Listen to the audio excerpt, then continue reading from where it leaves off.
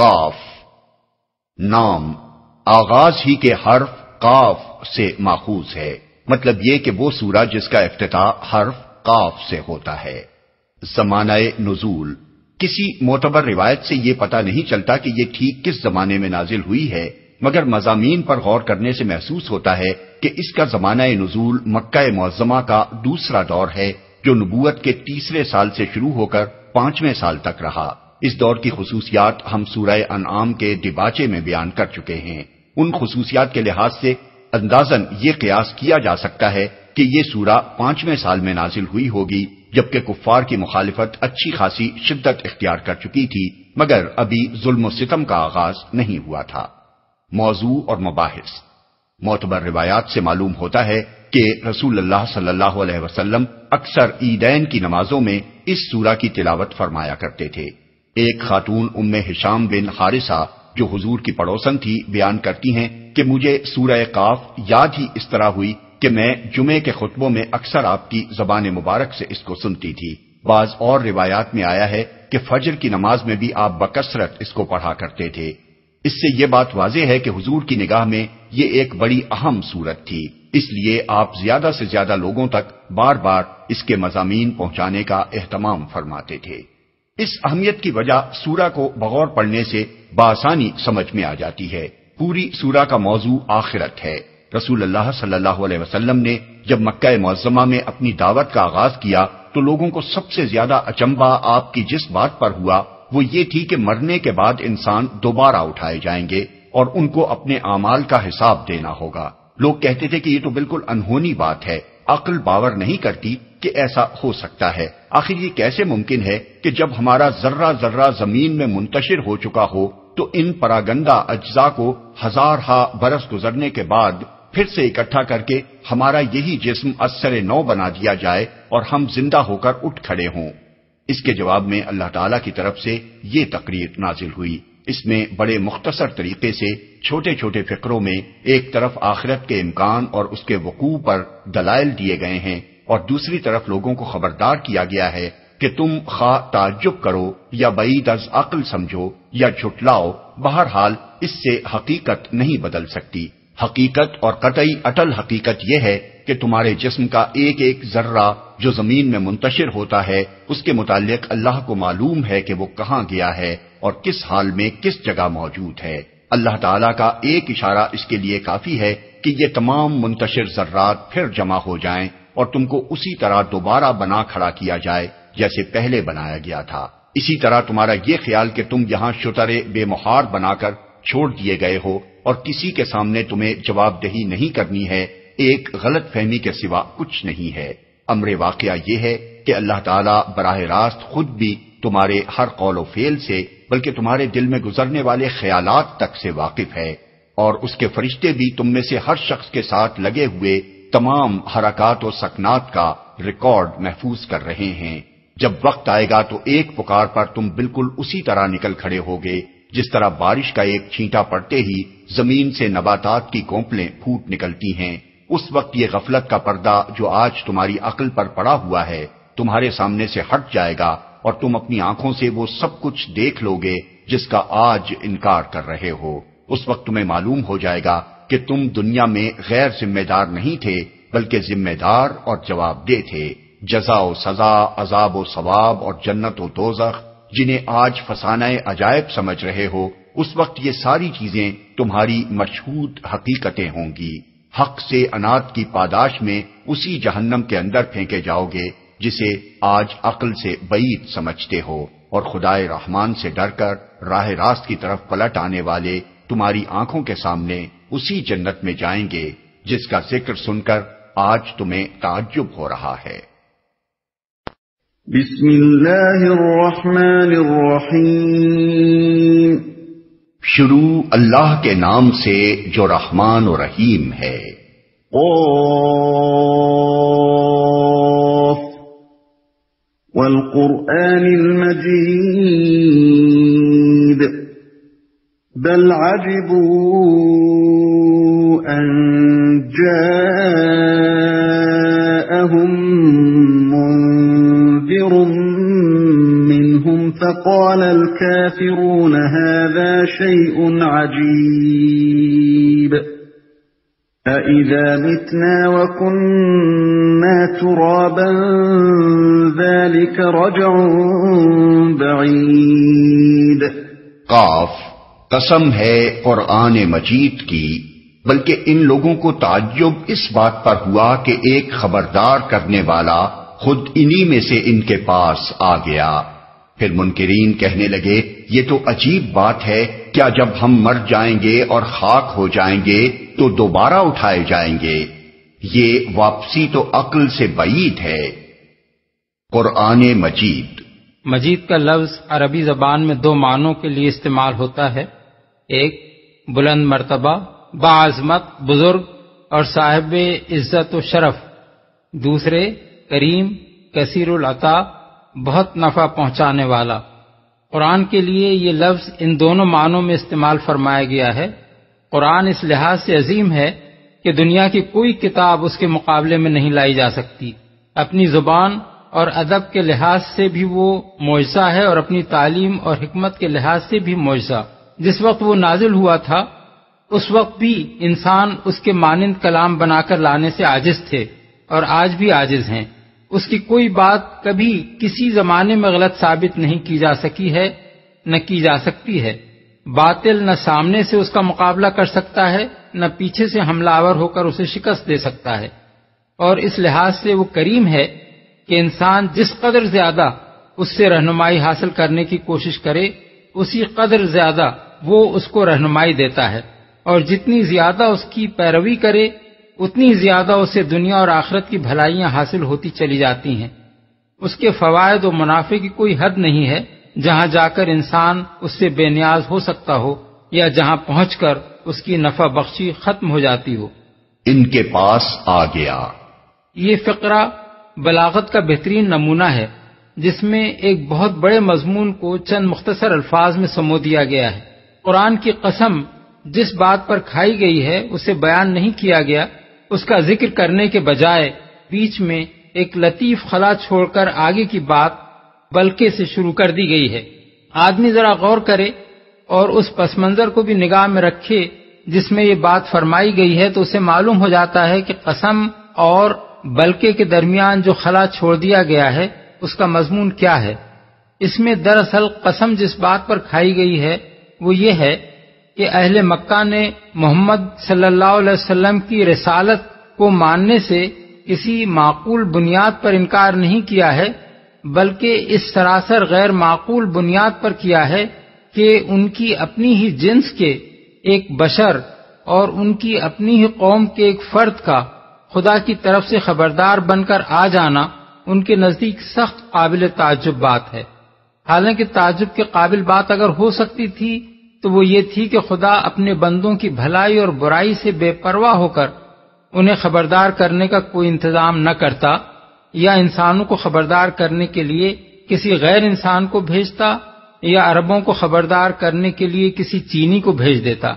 اس لیے انکار کی یہ بنیاد تو قطعی نامعقول ہے، اور ایک صاحب عقل سلیم یقیناً یہ ماننے پر مجبور ہے کہ خدا کی طرف سے بندوں کو خبردار کرنے کا انتظام ضرور ہونا چاہیے اور اسی شکل میں ہونا چاہیے کہ خبردار کرنے والا خود انہی لوگوں میں سے کوئی شخص ہو جن کے درمیان وہ بھیجا گیا ہو.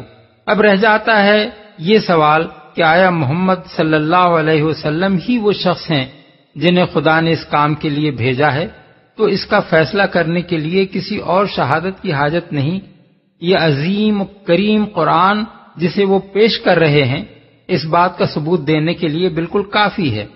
اس تشریح سے معلوم ہو جاتا ہے اس آیت میں قرآن کی قسم اس بات پر کھائی گئی ہے کہ محمد صلی اللہ علیہ وسلم واقعی اللہ کے رسول ہیں اور ان کی رسالت پر کفار کا تعجب بیجا ہے، اور قرآن کے مجید ہونے کو اس دعوے کے ثبوت میں پیش کیا گیا ہے. عقل سے بعید ہے. یہ ان لوگوں کا دوسرا تعجب تھا. پہلا اور اصل تعجب زندگی بعد موت پر نہ تھا بلکہ اس پر تھا کہ انہی کی جنس اور قوم کے ایک فرد نے اٹھ کر دعویٰ کیا تھا کہ میں خدا کی طرف سے تمہیں خبردار کرنے کے لیے آیا ہوں. اس کے بعد مزید تعجب انہیں اس پر ہوا کہ وہ شخص انہیں جس چیز سے خبردار کر رہا تھا وہ یہ تھی کہ تمام انسان مرنے کے بعد اثر نو زندہ کیے جائیں گے اور ان سب کو اکٹھا کر کے اللہ کی عدالت میں پیش کیا جائے گا، اور وہاں ان کے اعمال کا محاسبہ کرنے کے بعد جزا اور سزا دی جائے گی۔ قد علمنا ما تنقص الأرض منهم وعندنا كتاب حفيظ۔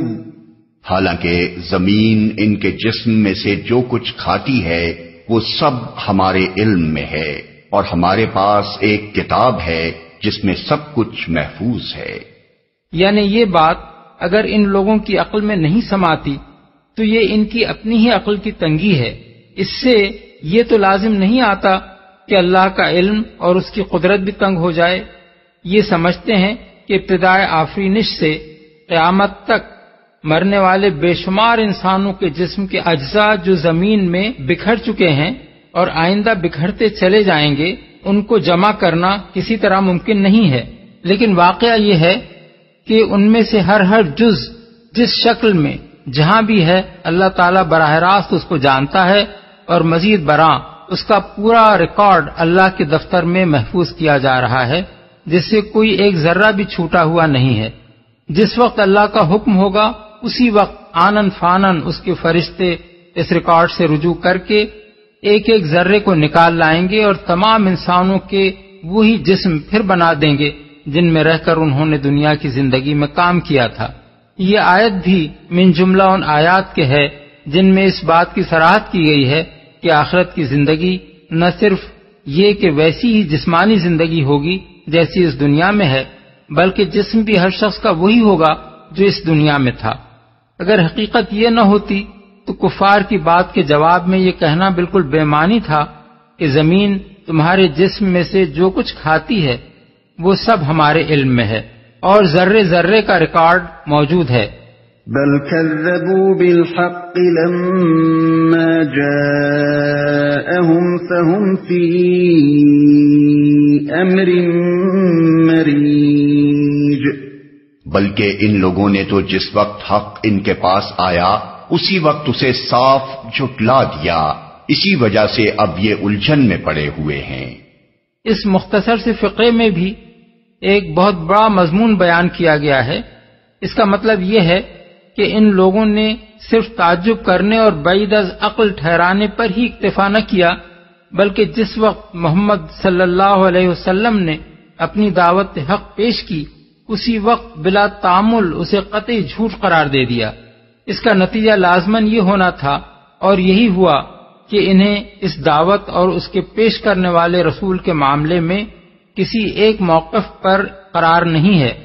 کبھی اس کو شاعر کہتے ہیں تو کبھی کاہن اور کبھی مجنون، کبھی کہتے ہیں کہ یہ جادوگر ہے اور کبھی کہتے ہیں کہ کسی نے اس پر جادو کر دیا ہے، کبھی کہتے ہیں کہ یہ اپنی بڑائی قائم کرنے کے لیے خود یہ چیز بنا لایا ہے، اور کبھی یہ الزام تراشتے ہیں کہ اس کے پس پشت کچھ دوسرے لوگ ہیں جو یہ کلام گھڑ گھڑ کر اسے دیتے ہیں۔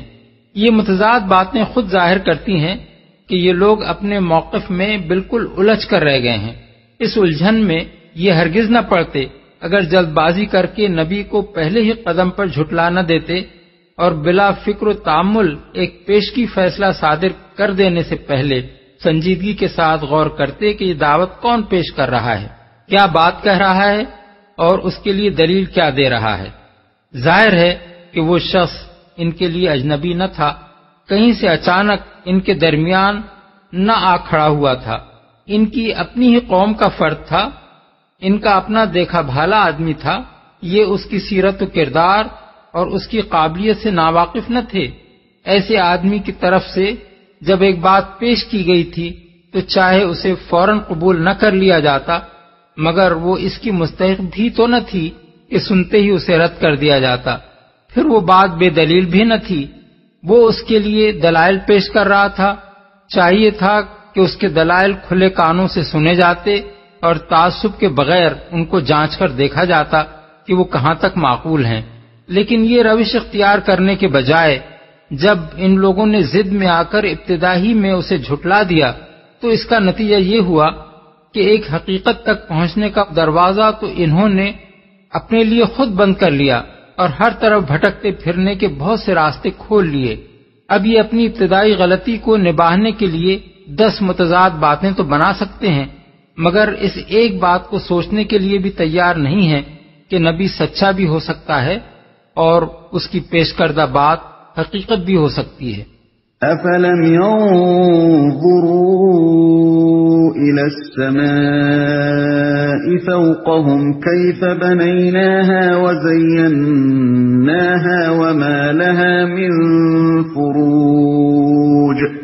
اچھا، تو کیا انہوں نے کبھی اپنے اوپر آسمان کی طرف نہیں دیکھا کس طرح ہم نے اسے بنایا اور آراستہ کیا اور اس میں کہیں کوئی رخنہ نہیں ہے؟ اچھا، اوپر کی 5 آیتوں میں کفار مکہ کے موقف کی نامعقولیت واضح کرنے کے بعد اب بتایا جا رہا ہے کہ آخرت کی جو خبر محمد صلی اللہ علیہ وسلم نے دی ہے اس کی صحت کے دلائل کیا ہیں۔ اس مقام پر یہ بات اچھی طرح سمجھ لینی چاہیے کہ کفار جن 2 باتوں پر تعجب کا اظہار کر رہے تھے، ان میں سے ایک یعنی محمد صلی اللہ علیہ وسلم کی نبوت کے برحق ہونے کی 2 دلیلیں ابتدائی میں دی جا چکی ہیں۔ اول یہ کہ وہ تمہارے سامنے قرآن مجید پیش کر رہے ہیں جو ان کے نبی ہونے کا کھلا ہوا ثبوت ہے۔ دوم یہ کہ وہ تمہاری اپنی ہی جنس اور قوم اور برادری کے آدمی ہیں، اچانک آسمان سے یا کسی دوسری سرزمین سے نہیں آ گئے ہیں کہ تمہارے لیے ان کی زندگی اور سیرت و کردار کو جانچ کر یہ تحقیق کرنا مشکل ہو کہ وہ قابل اعتماد آدمی ہیں یا نہیں، اور یہ قرآن ان کا اپنا گھڑا ہوا کلام ہو بھی سکتا ہے یا نہیں۔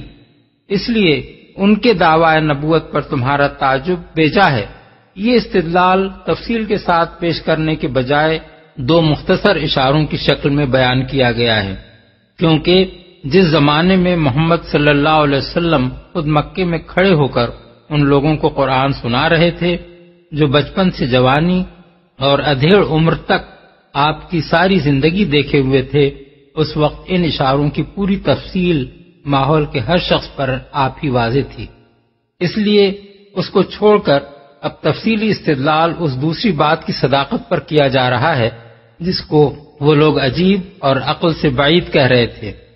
آراستہ کیا، یہاں آسمان سے مراد وہ پورا عالم بالا ہے جسے انسان شب و روز اپنے اوپر چھایا ہوا دیکھتا ہے، جس میں دن کو سورج چمکتا ہے اور رات کو چاند اور بے حد و حساب تارے روشن نظر آتے ہیں، جسے آدمی برہنہ آنکھی سے دیکھے تو حیرت طاری ہو جاتی ہے، لیکن اگر دوربین لگا لے تو ایک ایسی وسیع و عریض کائنات اس کے سامنے آتی ہے جو ناپیدا کنار ہے، کہیں سے شروع ہو کر کہیں ختم ہوتی نظر نہیں آتی۔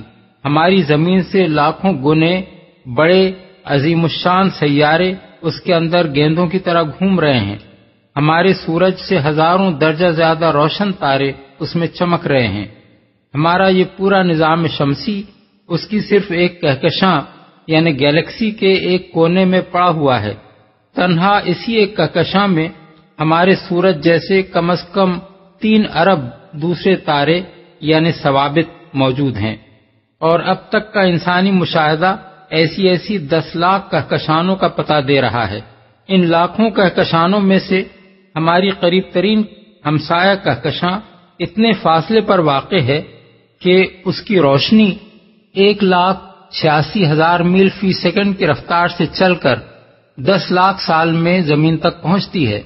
یہ تو کائنات کے صرف اس حصے کی وسعت کا حال ہے جو اب تک انسان کے علم اور اس کے مشاہدے میں آئی ہے۔ خدا کی خدائی کس قدر وسیع ہے اس کا کوئی اندازہ ہم نہیں کر سکتے۔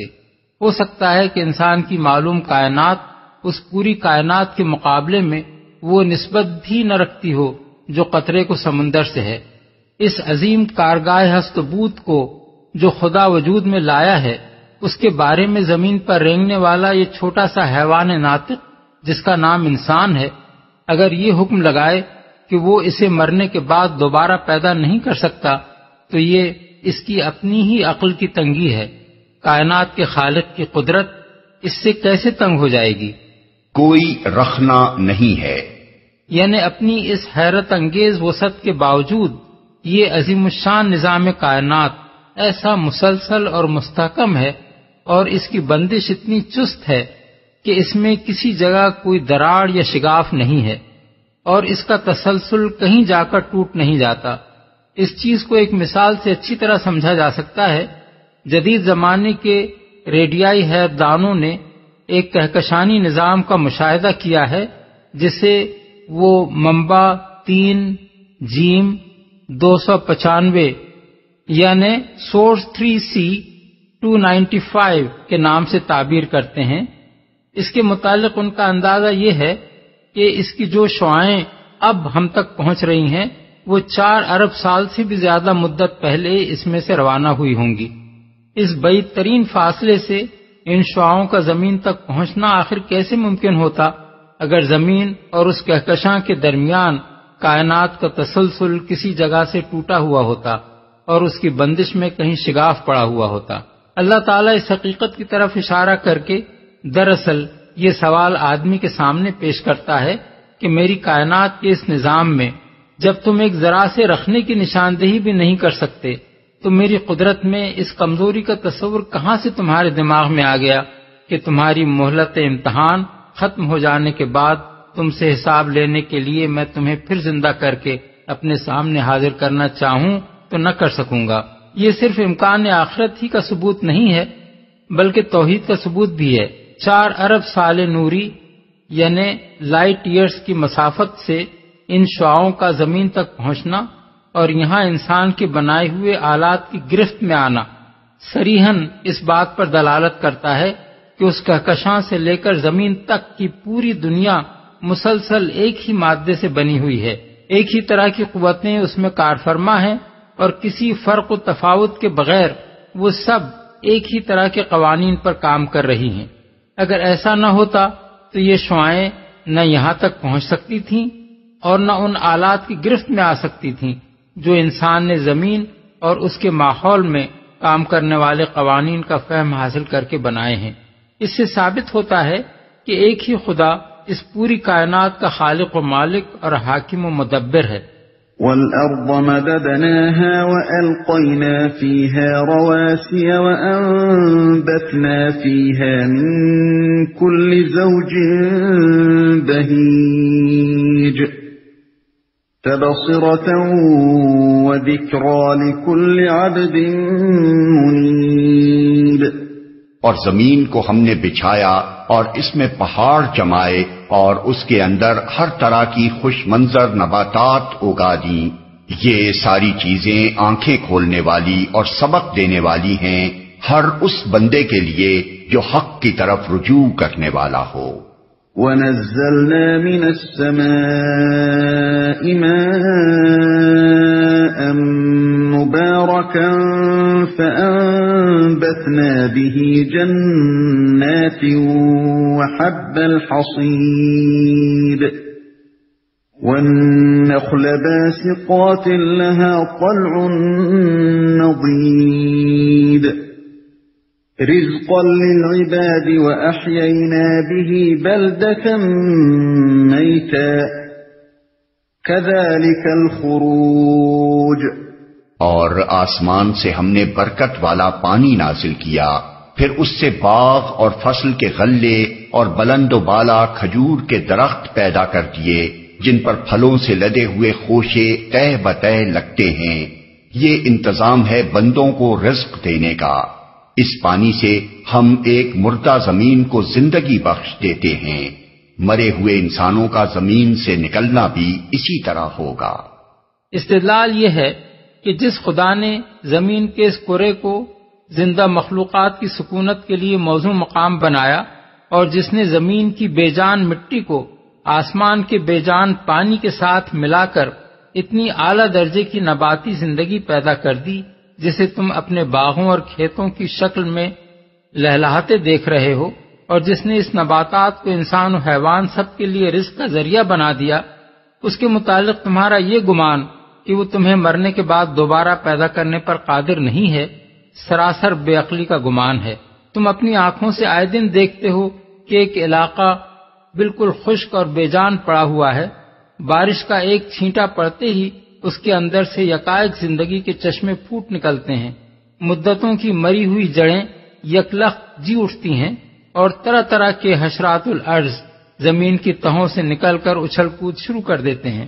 یہ اس بات کا کھلا ہوا ثبوت ہے کہ موت کے بعد دوبارہ زندگی ناممکن نہیں ہے۔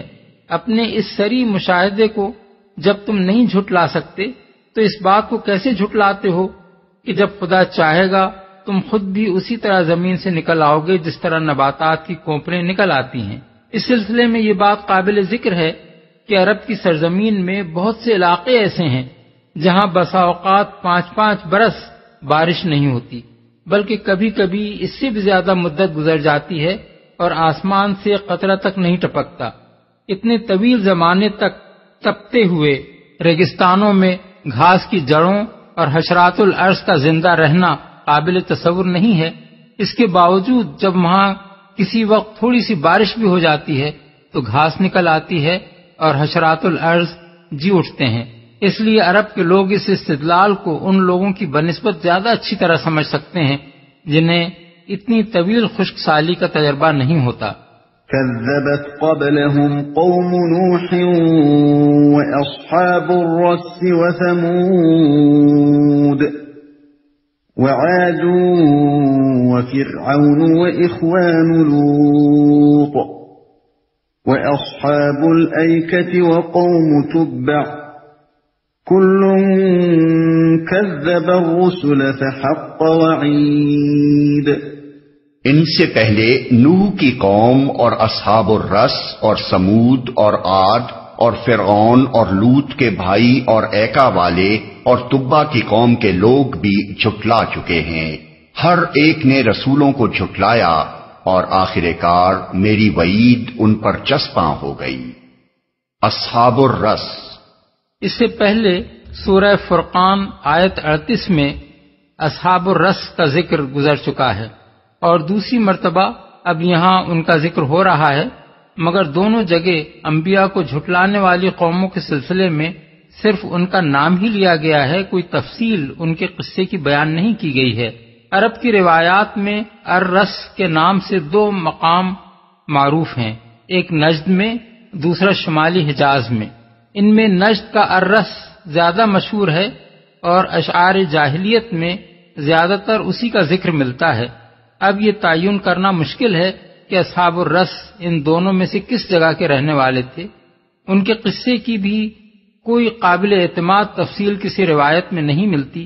زیادہ سے زیادہ بس اتنی بات صحت کے ساتھ کہی جا سکتی ہے کہ یہ کوئی ایسی قوم تھی جس نے اپنے نبی کو کنویں میں پھینک دیا تھا، لیکن قرآن مجید میں جس طرح ان کی طرف محض ایک اشارہ کر کے چھوڑ دیا گیا ہے، اس سے خیال ہوتا ہے کہ نزول قرآن کے زمانے میں اہل عرب بالعموم اس قوم اور اس کے قصے سے واقف تھے اور بعد میں یہ روایات تاریخ میں محفوظ نہ رہ سکیں۔ فرعون، قوم فرعون کے بجائے صرف فرعون کا نام لیا گیا ہے کیونکہ وہ اپنی قوم پر اس طرح مسلط تھا کہ اس کے مقابلے میں قوم کی کوئی آزادانہ رائے اور عزیمت باقی نہیں رہی تھی۔ جس گمراہی کی طرف وہ جاتا تھا قوم اس کے پیچھے گھسٹتی چلی جاتی تھی۔ اس بنا پر پوری قوم کی گمراہی کے ذمہ دار تنہا اس شخص کو قرار دیا گیا۔ جہاں قوم کے لیے رائے اور عمل کی آزادی موجود ہو وہاں اپنے اعمال کا بوجھ وہ خود اٹھاتی ہے، اور جہاں ایک آدمی کی آمریت نے قوم کو بے بس کر رکھا ہو وہاں وہی ایک آدمی پوری قوم کے گناہوں کا بار اپنے سر لے لیتا ہے۔ اس کا یہ مطلب نہیں ہے کہ فرد واحد پر یہ بوجھ لد جانے کے بعد قوم سبکدوش ہو جاتی ہے، نہیں، قوم پر اس صورت میں اس اخلاقی کمزوری کی ذمہ داری عائد ہوتی ہے کہ اس نے کیوں اپنے اوپر ایک آدمی کو اس طرح مسلط ہونے دیا۔ اسی چیز کی طرف سورہ زخرف آیت 54 میں اشارہ کیا گیا ہے کہ فاستخف قومہ فاطاعوہ انہم کانوا قوما فاسقین، یعنی فرعون نے اپنی قوم کو ہلکا سمجھا اور انہوں نے اس کی اطاعت کی، در حقیقت وہ تھے ہی فاسق لوگ، جھٹلا چکے ہیں۔ یعنی ان سب نے اپنے رسولوں کی رسالت کو بھی جھٹلایا اور ان کی دی ہوئی اس خبر کو بھی جھٹلایا کہ تم مرنے کے بعد پھر اٹھائے جاؤ گے۔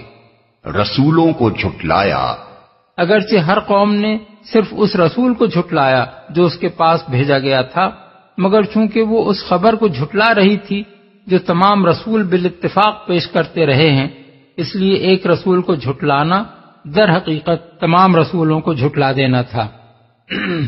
علاوہ بریں ان قوموں میں سے ہر ایک نے محض اپنے ہاں آنے والے رسول ہی کی رسالت کا انکار نہ کیا تھا، بلکہ وہ سرے سے یہی بات ماننے کے لیے تیار نہ تھیں کہ انسانوں کی ہدایت کے لیے کوئی انسان اللہ تعالی کی طرف سے مامور ہو کر آ سکتا ہے۔ اس لیے وہ نفس رسالت کی منکر تھیں، اور ان میں سے کسی کا جرم بھی صرف ایک رسول کی تکذیب تک محدود نہ تھا۔ وعید ان پر چسپاں ہو گئی۔ یہ آخرت کے حق میں تاریخی استدلال ہے۔ اس سے پہلے کی 6 آیتوں میں امکان آخرت کے دلائل دیے گئے تھے، اور اب ان آیات میں عرب اور اس کے گرد و پیش کی قوموں کے تاریخی انجام کو اس بات کی دلیل کے طور پر پیش کیا گیا ہے کہ آخرت کا جو عقیدہ تمام انبیاء علیہم السلام پیش کرتے رہے ہیں وہی حقیقت کے عین مطابق ہے، کیونکہ اس کا انکار جس قوم نے بھی کیا وہ شدید اخلاقی بگاڑ میں مبتلا ہو کر رہی، اور آخر کار خدا کے عذاب نے آ کر اس کے وجود سے دنیا کو پاک کیا۔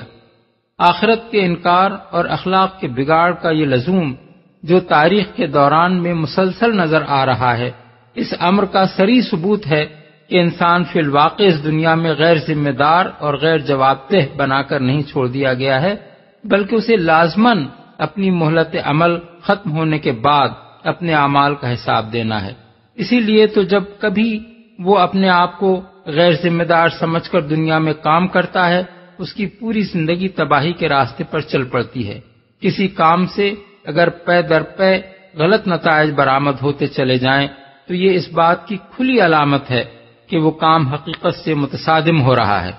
أفعينا بالخلق الأول بل هم في لبس من خلق جديد۔ کیا پہلی بار کی تخلیق سے ہم عاجز تھے، مگر ایک نئی تخلیق کی طرف سے یہ لوگ شک میں پڑے ہوئے ہیں۔ یہ آخرت کے حق میں عقلی استدلال ہے۔ جو شخص خدا کا منکر نہ ہو اور حماقت کی اس حد تک نہ پہنچ گیا ہو کہ اس منظم کائنات اور اس کے اندر انسان کی پیدائش کو محض ایک اتفاقی حادثہ قرار دینے لگے، اس کے لیے یہ مانے بغیر چارہ نہیں ہے کہ خدا ہی نے ہمیں اور اس پوری کائنات کو پیدا کیا ہے۔ اب یہ امر واقعہ کہ ہم اس دنیا میں زندہ موجود ہیں اور زمین و آسمان کا یہ سارا کارخانہ ہماری آنکھوں کے سامنے چل رہا ہے، آپ ہی اس بات کا صریح ثبوت ہے کہ خدا ہمیں اور اس کائنات کو پیدا کرنے سے عاجز نہ تھا۔ اس کے بعد اگر کوئی شخص یہ کہتا ہے کہ قیامت برپا کرنے کے بعد وہی خدا ایک دوسرا نظام عالم نہ بنا سکے گا اور موت کے بعد وہ ہمیں دوبارہ پیدا نہ کر سکے گا تو وہ محض خلاف عقل بات کہتا ہے۔ خدا عاجز ہوتا تو پہلے ہی پیدا نہ کر سکتا۔ جب وہ پہلے پیدا کر چکا ہے اور اسی تخلیق کی بدولت ہم خود وجود میں آئے بیٹھے ہیں تو یہ فرض کر لینے کے لیے آخر کیا معقول بنیاد ہو سکتی ہے کہ اپنی ہی بنائی ہوئی چیز کو توڑ کر پھر بنا دینے سے وہ عاجز ہو جائے گا۔ وَلَقَدْ خَلَقْنَا الْإِنسَانَ وَنَعْلَمُ مَا تُوَسْوِسُ بِهِ نَفْسُهُ وَنَحْنُ أَقْرَبُ إِلَيْهِ مِنْ حَبْلِ الْوَرِيدِ۔ ہم نے انسان کو پیدا کیا ہے اور اس کے دل میں ابھرنے والے وسوسوں تک کو ہم جانتے ہیں، ہم اس کی رگے گردن سے بھی زیادہ اس سے قریب ہیں۔ ہم نے آخرت کے دلائل بیان کرنے کے بعد اب یہ فرمایا جا رہا ہے کہ تم چاہے اس آخرت کو مانو یا اس کا انکار کرو، بہرحال اس کو آنا ہے، اور یہ ایک ایسا امر واقعہ ہے جو تمہارے انکار کے باوجود پیش آ کر رہے گا۔ انبیاء کی پیش کی تنبیہ کو مان کر اس وقت کے لیے پہلے سے تیاری کر لو گے تو اپنا بھلا کرو گے، نہ مانو گے تو خود ہی اپنی شامت بلاؤ گے۔ تمہارے نہ ماننے سے آخرت آتے آتے رک نہیں جائے گی اور خدا کا قانون عدل معطل نہ ہو جائے گا۔ رگے گردن سے بھی زیادہ اس سے قریب ہیں، یعنی ہماری قدرت اور ہمارے علم نے انسان کو اندر اور باہر سے اس طرح گھیر رکھا ہے کہ اس کی رگے گردن بھی اس سے اتنی قریب نہیں ہے جتنا ہمارا علم اور ہماری قدرت اس سے قریب ہے۔ اس کی بات سننے کے لیے ہمیں کہیں سے چل کر نہیں آنا پڑتا، اس کے دل میں آنے والے خیالات تک کو ہم براہ راست جانتے ہیں. اسی طرح اگر اسے پکڑنا ہوگا تو ہم کہیں سے آ کر اس کو نہیں پکڑیں گے. وہ جہاں بھی ہے ہر وقت ہماری گرفت میں ہے. جب چاہیں گے اسے دھر لیں گے.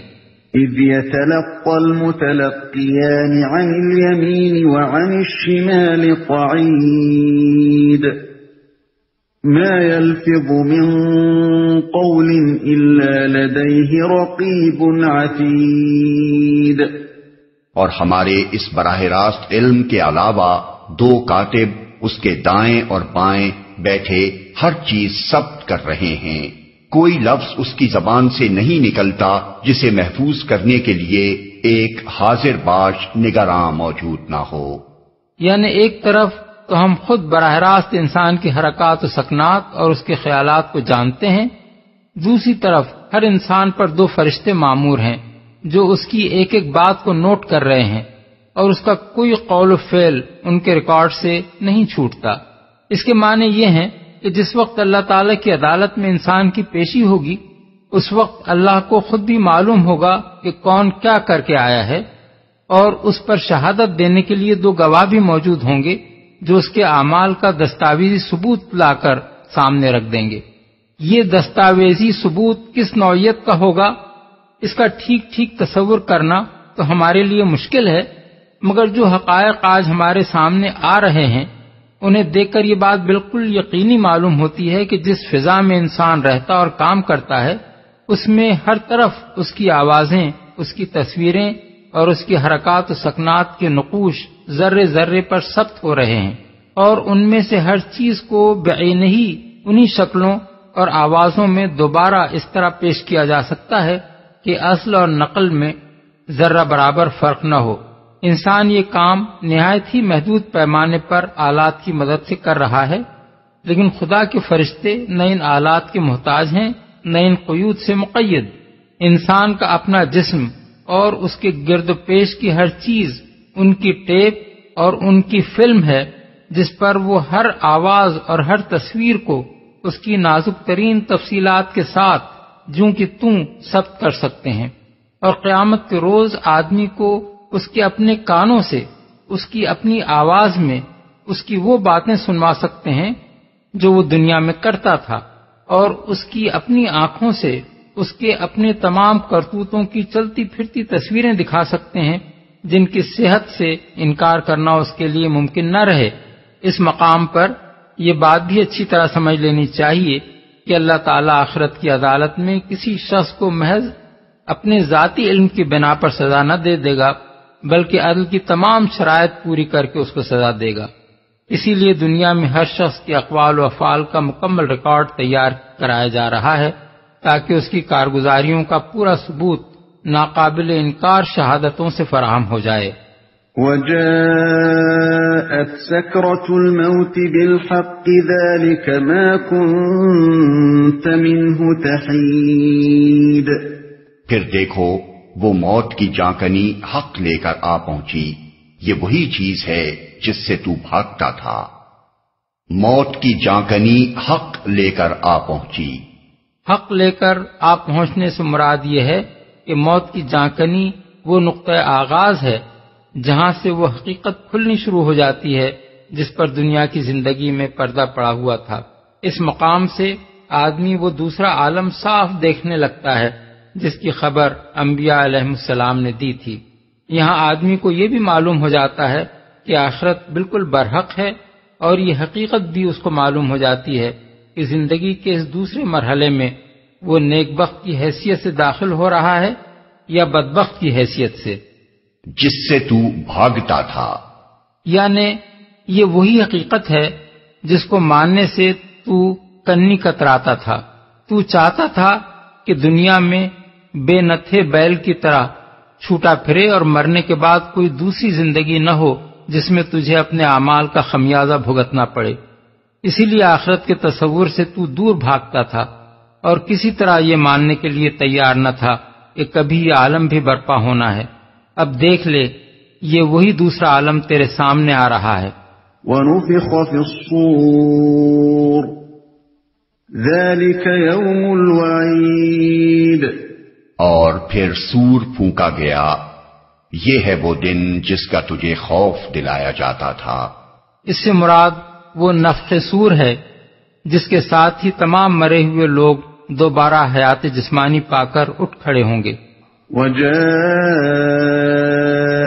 كُلُّ نَفْسٍ مَعَهَا سَائِقٌ وَشَهِيدٌ، ہر شخص اس حال میں آ گیا کہ اس کے ساتھ ایک ہانک کر لانے والا ہے اور ایک گواہی دینے والا۔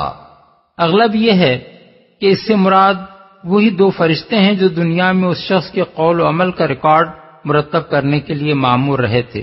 قیامت کے روز جب سور کی آواز بلند ہوتے ہی ہر انسان اپنے مرقد سے اٹھے گا تو فوراً وہ دونوں فرشتے آ کر اسے اپنے چارج میں لے لیں گے۔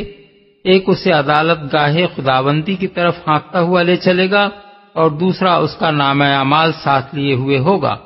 لَقَدْ كُنْتَ فِي غَفْلَةٍ مِّنْ هَذَا فَكَشَفْنَا عَنْكَ غِطَاءَكَ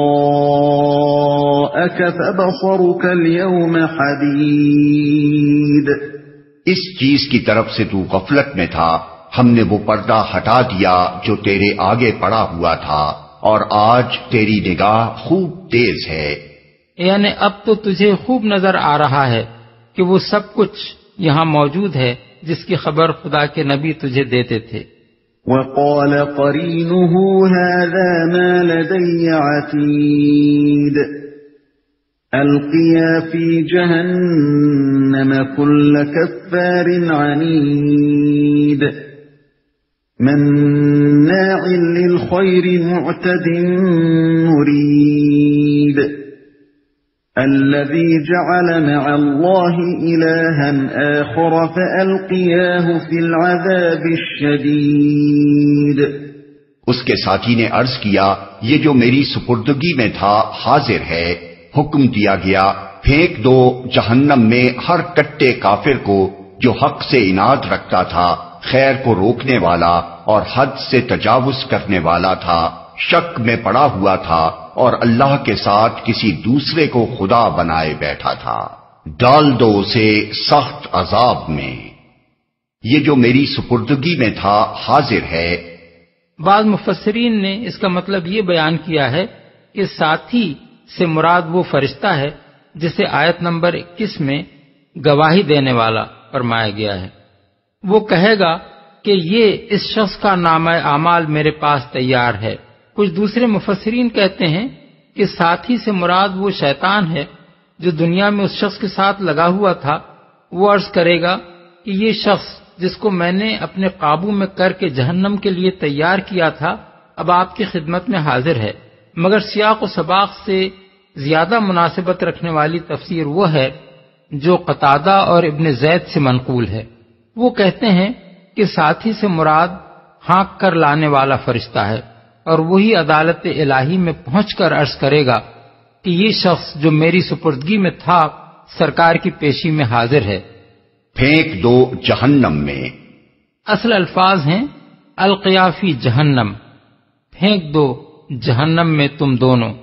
سلسلہ کلام خود بتا رہا ہے کہ یہ حکم ان دونوں فرشتوں کو دیا جائے گا جنہوں نے مرقد سے اٹھتے ہی مجرم کو گرفتار کیا تھا اور لا کر عدالت میں حاضر کر دیا تھا۔ کٹے کافر، اصل میں لفظ کفار استعمال ہوا ہے جس کے دو معنی ہیں، ایک سخت ناشکرا، دوسرے سخت منکر حق۔ خیر کو روکنے والا، خیر کا لفظ عربی زبان میں مال کے لیے بھی استعمال ہوتا ہے اور بھلائی کے لیے بھی۔ پہلے معنی کے لحاظ سے مطلب یہ ہے کہ وہ اپنے مال میں سے کسی کا حق ادا نہ کرتا تھا، نہ خدا کا نہ بندوں کا۔ دوسرے معنی کے لحاظ سے مطلب یہ ہوگا کہ وہ بھلائی کے راستے سے خود ہی رک جانے پر اکتفا نہ کرتا تھا بلکہ دوسروں کو بھی اس سے روکتا تھا۔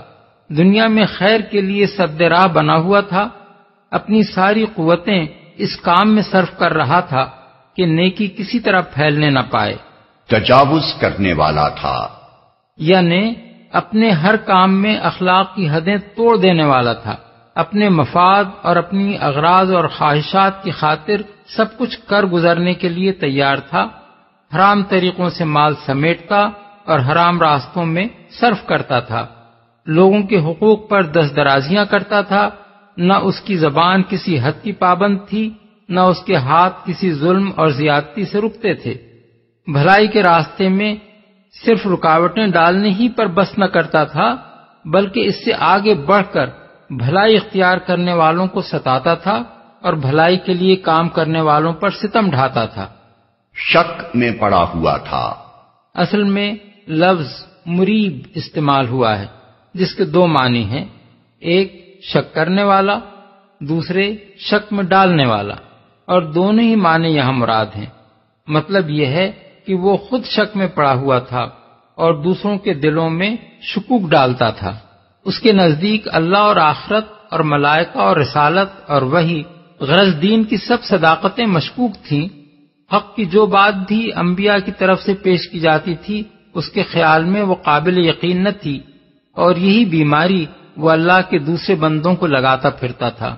جس شخص سے بھی اس کو سابقہ پیش آتا اس کے دل میں وہ کوئی نہ کوئی شک اور کوئی نہ کوئی وسوسہ ڈال دیتا۔ ڈال دو اسے سخت عذاب میں۔ ان آیات میں اللہ تعالیٰ نے وہ صفات گن کر بتا دی ہیں جو انسان کو جہنم کا مستحق بنانے والی ہیں۔ نمبر 1 انکار حق، 2 خدا کی ناشکری، 3 حق اور اہل حق سے عناد، 4 بھلائی کے راستے میں سد راہ بننا، 5 اپنے مال سے خدا اور بندوں کے حقوق ادا نہ کرنا، 6 اپنے معاملات میں حدود سے تجاوز کرنا، 7 لوگوں پر ظلم اور زیادتیاں کرنا، 8 دین کی صداقتوں پر شک کرنا، 9 دوسروں کے دلوں میں شکوک ڈالنا، اور 10 اللہ کے ساتھ کسی دوسرے کو خدائی میں شریک ٹھہرانا۔ قال قرينه ربنا ما أطغيته ولكن كان في ضلال بعيد۔ اس کے ساتھی نے عرض کیا، خداوندا میں نے اس کو سرکش نہیں بنایا بلکہ یہ خود ہی پرلے درجے کی گمراہی میں پڑا ہوا تھا۔ یہاں فحوائے کلام خود بتا رہا ہے کہ ساتھی سے مراد وہ شیطان ہے جو دنیا میں اس شخص کے ساتھ لگا ہوا تھا، اور یہ بات بھی انداز بیان ہی سے مترشح ہوتی ہے کہ وہ شخص اور اس کا شیطان دونوں خدا کی عدالت میں ایک دوسرے سے جھگڑ رہے ہیں۔ وہ کہتا ہے کہ حضور یہ ظالم میرے پیچھے پڑا ہوا تھا اور اسی نے آخر کار مجھے گمراہ کر کے چھوڑا، اس لیے سزا اس کو ملنی چاہیے۔ اور شیطان جواب میں کہتا ہے کہ سرکار میرا اس پر کوئی زور تو نہیں تھا، یہ سرکش نہ بننا چاہتا ہو اور میں نے زبردستی اس کو سرکش بنا دیا ہو، یہ کمبخت تو خود نیکی سے نفور اور بدی پر فریفتہ تھا، اسی لیے انبیاء کی کوئی بات اسے پسند نہ آئی اور میری ترغیبات پر یہ پھسلتا چلا گیا۔ قال لا تختصموا لدي وقد قدمت إليكم بالوعيد ما يبدل القول لدي وما أنا بظلام للعبيد۔ جواب میں ارشاد ہوا، میرے حضور جھگڑا نہ کرو، میں تم کو پہلے ہی انجام بد سے خبردار کر چکا تھا، میرے ہاں بات پلٹی نہیں جاتی اور میں اپنے بندوں پر ظلم توڑنے والا نہیں ہوں، خبردار کر چکا تھا۔ یعنی تم دونوں ہی کو میں نے متنبہ کر دیا تھا کہ تم میں سے جو بہکائے گا وہ کیا سزا پائے گا اور جو بہکے گا اسے کیا خمیازہ بھگتنا پڑے گا۔ میری اس تنبیہ کے باوجود جب تم دونوں اپنے اپنے حصے کا جرم کرنے سے باز نہ آئے تب جھگڑا کرنے سے حاصل کیا ہے؟ بہکنے والے کو بہکنے کی اور بہکانے والے کو بہکانے کی سزا تب لازماً ملنی ہی ہے۔ بات پلٹی نہیں جاتی، یعنی فیصلے بدلنے کا دستور میرے ہاں نہیں ہے۔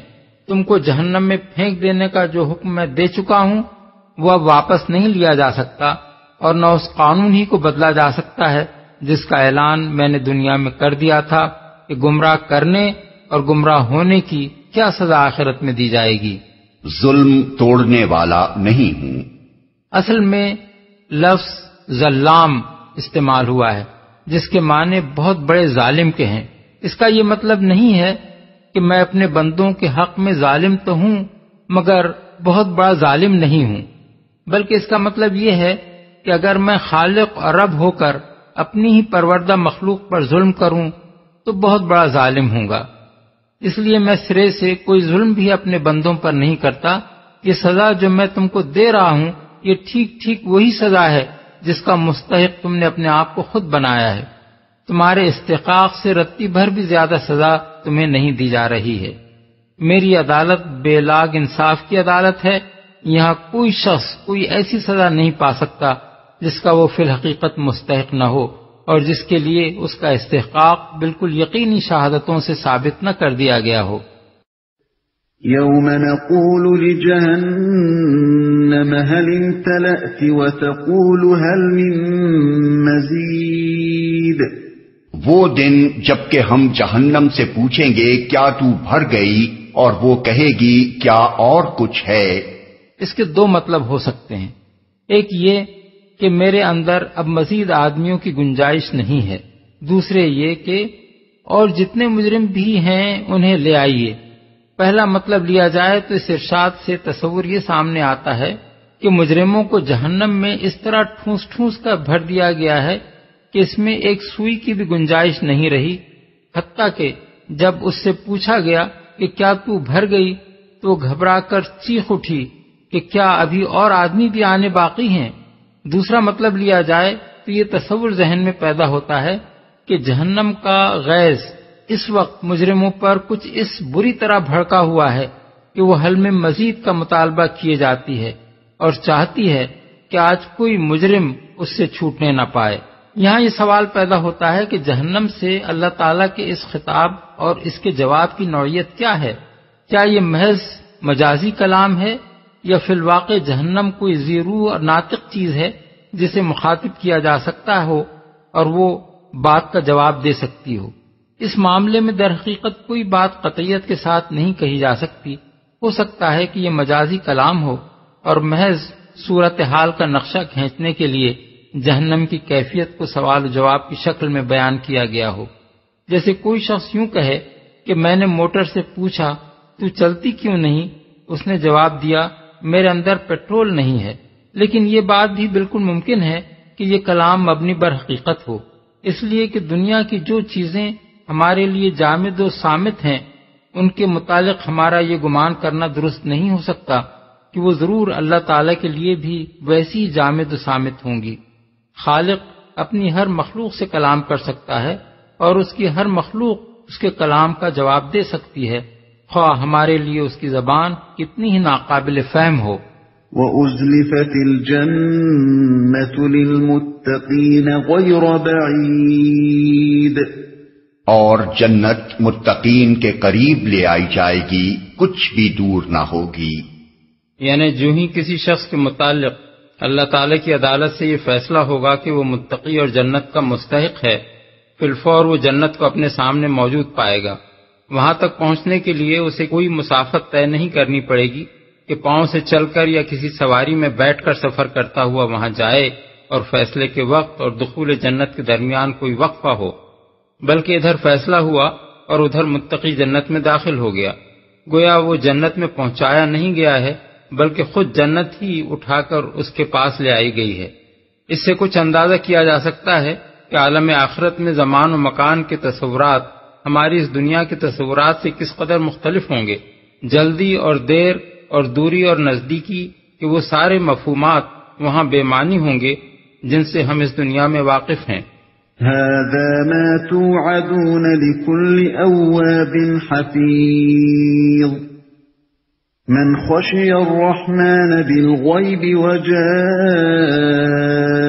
بقلب منيب ادخلوها بسلام ذلك يوم الخلود۔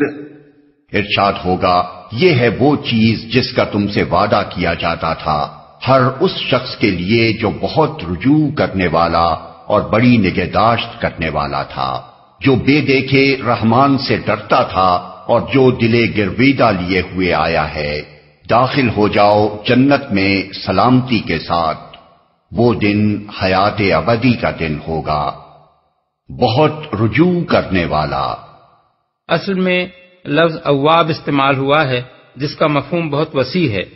اس سے مراد ایسا شخص ہے جس نے نافرمانی اور خواہشات نفس کی پیروی کا راستہ چھوڑ کر طاعت اور اللہ کی رضا جوئی کا راستہ اختیار کر لیا ہو، جو ہر اس چیز کو چھوڑ دے جو اللہ کو ناپسند ہے اور ہر اس چیز کو اختیار کرے جو اللہ کو پسند ہے، جو راہ بندگی سے ذرا قدم ہٹتے ہی گھبرا اٹھے اور توبہ کر کے بندگی کی راہ پر پلٹ آئے، جو کثرت سے اللہ کو یاد کرنے والا اور اپنے تمام معاملات میں اس کی طرف رجوع کرنے والا ہو۔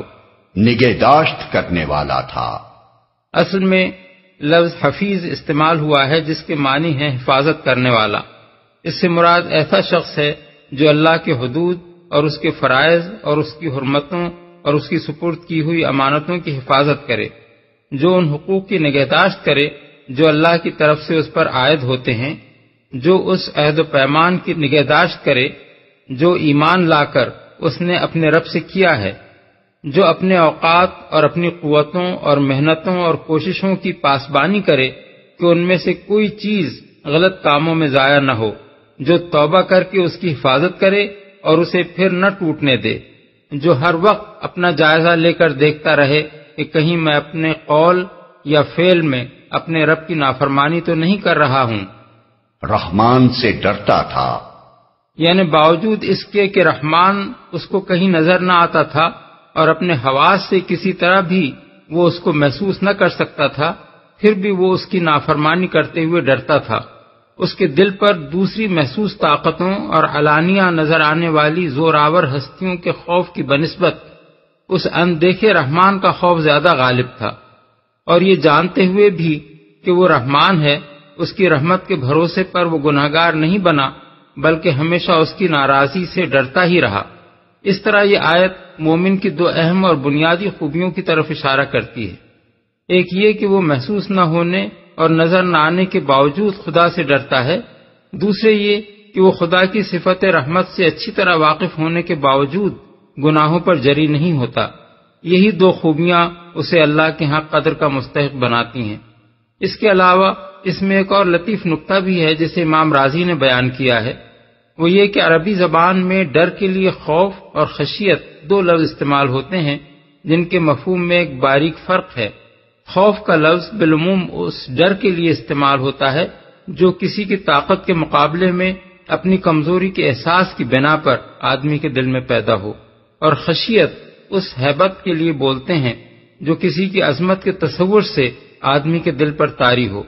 یہاں خوف کے بجائے خشیت کا لفظ استعمال فرمایا گیا ہے جس سے یہ بتانا مقصود ہے کہ مومن کے دل میں اللہ کا ڈر محض اس کی سزا کے خوف ہی سے نہیں ہوتا بلکہ اس سے بھی بڑھ کر اللہ کی عظمت و بزرگی کا احساس اس پر ہر وقت ایک ہیبت طاری کیے رکھتا ہے۔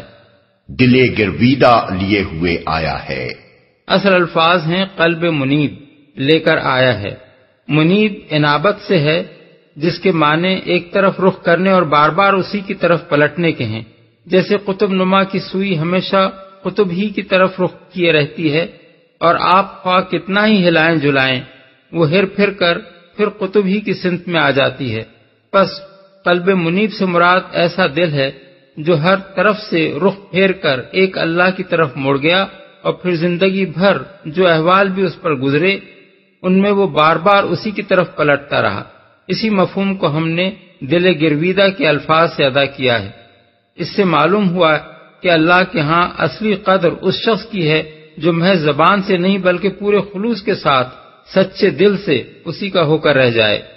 جنت میں سلامتی کے ساتھ۔ اصل الفاظ ہیں ادخلوها بسلام۔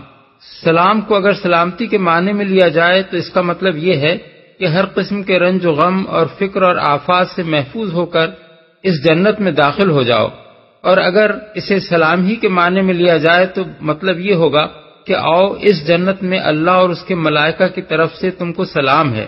ان آیات میں اللہ تعالیٰ نے وہ صفات بتا دی ہیں جن کی بنا پر کوئی شخص جنت کا مستحق ہوتا ہے، اور وہ ہیں: نمبر 1 تقوی، 2 رجوع الی اللہ، 3 اللہ سے اپنے تعلق کی نگہداشت، 4 اللہ کو دیکھے بغیر اور اس کی رحیمی پر یقین رکھنے کے باوجود اس سے ڈرنا، اور 5 قلب منیب لیے ہوئے اللہ کے ہاں پہنچنا، یعنی مرتے دم تک انابت کی روش پر قائم رہنا۔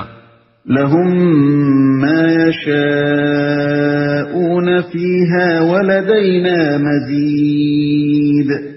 وہاں ان کے لیے وہ سب کچھ ہوگا جو وہ چاہیں گے، اور ہمارے پاس اس سے زیادہ بھی بہت کچھ ان کے لیے ہے۔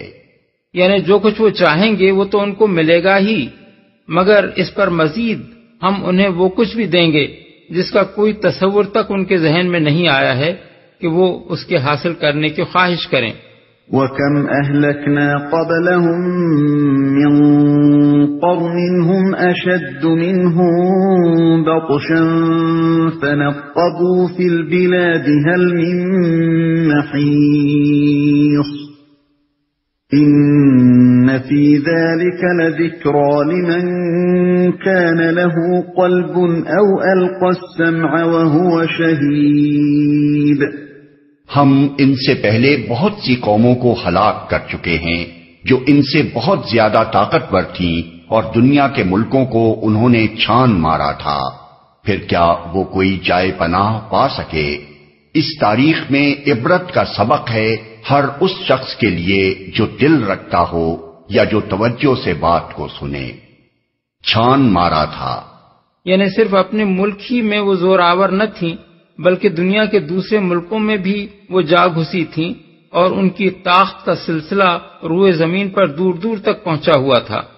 کوئی جائے پناہ پا سکے، یعنی جب خدا کی طرف سے ان کی پکڑ کا وقت آیا تو کیا ان کی وہ طاقت ان کو بچا سکی، اور کیا دنیا میں پھر کہیں ان کو پناہ مل سکی؟ اب آخر تم کس بھروسے پر یہ امید رکھتے ہو کہ خدا کے مقابلے میں بغاوت کر کے تمہیں کہیں پناہ مل جائے گی؟ جو توجہ سے بات کو سنے۔ بالفاظ دیگر، جو یا تو خود اپنی گرہ کی اتنی عقل رکھتا ہو کہ صحیح بات سوچے، یا نہیں تو غفلت اور تعصب سے اتنا پاک ہو کہ جب دوسرا کوئی شخص اسے حقیقت سمجھائے تو وہ کھلے کانوں سے اس کی بات سنے۔ یہ نہ ہو کہ سمجھانے والے کی آواز کان کے پردے پر سے گزر رہی ہے اور سننے والے کا دماغ کسی اور طرف مشغول ہے۔ وَلَقَدْ خَلَقْنَا السَّمَاوَاتِ وَالْأَرْضَ وَمَا بَيْنَهُمَا فِي 6 أَيَّامٍ وَمَا مَسَّنَا مِن لُغُوبٍ۔ ہم نے زمین اور آسمانوں کو اور ان کے درمیان کی ساری چیزوں کو 6 دنوں میں پیدا کر دیا، اور ہمیں کوئی تکان لاحق نہ ہوئی۔ فاصبر على ما يقولون وسبح بحمد ربك قبل طلوع الشمس وقبل الغروب ومن الليل فسبحه وأدبار السجود۔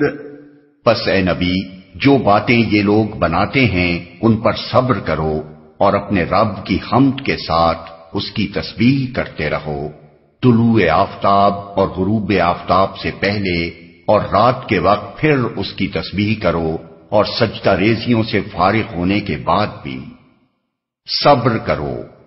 یعنی امر واقعہ یہ ہے کہ یہ پوری کائنات ہم نے 6 دن میں بنا ڈالی ہے، اور اس کو بنا کر ہم تھک نہیں گئے ہیں کہ اس کی تعمیر نو کرنا ہمارے بس میں نہ رہا ہو۔ اب اگر یہ نادان لوگ تم سے زندگی بعد موت کی خبر سن کر تمہارا مذاق اڑاتے ہیں اور تمہیں دیوانہ قرار دیتے ہیں تو اس پر صبر کرو، ٹھنڈے دل سے ان کی ہر بیہودہ بات کو سنو، اور جس حقیقت کے بیان کرنے پر تم مامور کیے گئے ہو اسے بیان کرتے چلے جاؤ۔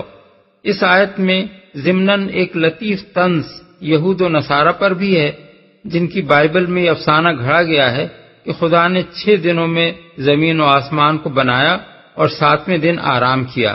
پیدائش باب 2 آیت 2۔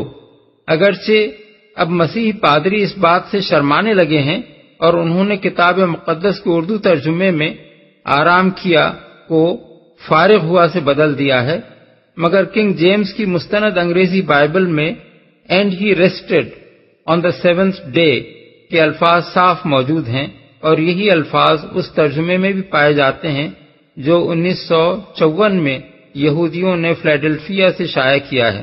عربی ترجمے میں بھی فاستراح فی الیوم السابع کے الفاظ ہیں، سجدہ ریزیوں سے فارغ ہونے کے بعد بھی۔ یہ ہے وہ ذریعہ جس سے آدمی کو یہ طاقت حاصل ہوتی ہے کہ دعوت حق کی راہ میں اسے خواہ کیسے ہی دل شکن اور روح فرسا حالات سے سابقہ پیش آئے اور اس کی کوششوں کا خواہ کوئی ثمرہ بھی حاصل ہوتا نظر نہ آئے، پھر بھی وہ پورے عزم کے ساتھ زندگی بھر کلمہ حق بلند کرنے اور دنیا کو خیر کی طرف بلانے کی سعی جاری رکھے۔ رب کی حمد اور اس کی تسبیح سے مراد یہاں نماز ہے، اور جس مقام پر بھی قرآن میں حمد و تسبیح کو خاص اوقات کے ساتھ مخصوص کیا گیا ہے وہاں اس سے مراد نماز ہی ہوتی ہے۔ طلوع آفتاب سے پہلے فجر کی نماز ہے، غروب آفتاب سے پہلے 2 نمازیں ہیں، ایک ظہر دوسری عصر، رات کے وقت مغرب اور عشاء کی نمازیں ہیں، اور تیسری تہجد بھی رات کی تسبیح میں شامل ہے۔ رہی وہ تسبیح جو سجود سے فارغ ہونے کے بعد کرنے کی ہدایت فرمائی گئی ہے تو اس سے مراد ذکر بعد الصلاۃ بھی ہو سکتا ہے اور فرض کے بعد نفل ادا کرنا بھی۔ حضرت عمر، حضرت علی، حضرت حسن بن علی، حضرات ابو ہریرہ، ابن عباس، شعبی، مجاہد، اکرمہ، حسن بصری، قتادہ، ابراہیم نخعی اور اوزاعی اس سے مراد نماز مغرب کے بعد کی 2 رکعتیں لیتے ہیں۔ حضرت عبداللہ بن عمرو بن العاص اور ایک روایت کے مطابق حضرت عبداللہ بن عباس کا بھی یہ خیال ہے کہ اس سے مراد ذکر بعد الصلاۃ ہے، اور ابن زید کہتے ہیں کہ اس ارشاد کا مقصود یہ ہے کہ فرائض کے بعد بھی نوافل ادا کیے جائیں۔ صحیحین میں حضرت ابو ہریرہ کی روایت ہے کہ ایک مرتبہ غریب مہاجرین نے حاضر ہو کر عرض کیا، یا رسول اللہ، مالدار لوگ تو بڑے درجے لوٹ لے گئے۔ حضور نے فرمایا، کیا ہوا؟ انہوں نے عرض کیا، وہ بھی نمازیں پڑھتے ہیں جیسے ہم پڑھتے ہیں، اور روزے رکھتے ہیں جیسے ہم رکھتے ہیں، مگر وہ صدقہ کرتے ہیں اور ہم نہیں کر سکتے، وہ غلام آزاد کرتے ہیں اور ہم نہیں کر سکتے۔ رسول اللہ صلی اللہ علیہ وسلم نے فرمایا، کیا میں تمہیں ایسی چیز بتاؤں جس سے اگر تم کرو تو تم دوسرے لوگوں سے بازی لے جاؤ گے، بجز ان کے جو وہی عمل کریں جو تم کرو گے؟ وہ عمل یہ ہے کہ تم ہر نماز کے بعد 33 مرتبہ سبحان اللہ، الحمدللہ اور اللہ اکبر کہا کرو۔ کچھ مدت کے بعد ان لوگوں نے عرض کیا کہ ہمارے مالدار بھائیوں نے بھی یہ بات سن لی ہے اور وہ بھی یہی عمل کرنے لگے ہیں۔ اس پر آپ نے فرمایا، ذالک فضل اللہ یؤتیہ من یشاء۔ ایک روایت میں ان کلمات کی تعداد 33 کے بجائے 10 بھی منقول ہوئی ہے۔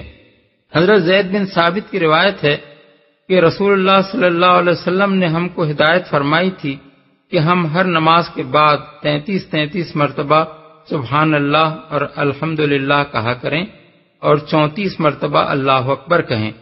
بعد میں ایک انصاری نے عرض کیا، میں نے خواب میں دیکھا ہے کہ کوئی کہتا ہے اگر تم 25 مرتبہ یہ 3 کلمے کہو اور پھر 25 مرتبہ لا الہ الا اللہ کہو تو یہ زیادہ بہتر ہوگا۔ حضور نے فرمایا، اچھا اسی طرح کیا کرو۔ احمد، نسائی، دارمی۔